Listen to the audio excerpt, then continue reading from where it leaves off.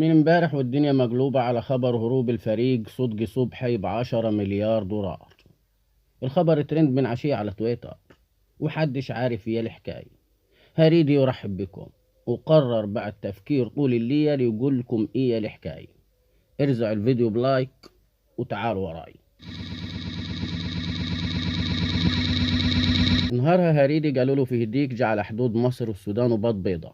البيضة تبع مين؟ تبع مصر ولا تبع السودان؟ عمك هريدي جاب خريطة مصر وجاب خريطة السودان وقعد يحسب في الحكاية دي اسبوع عشان يعرف البيضة بتاعت مين.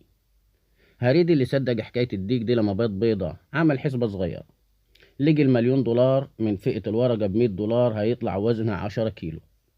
يبقى المليار من نفس الورقة اللي ب100 دي هيعملوا معاك 10 طين.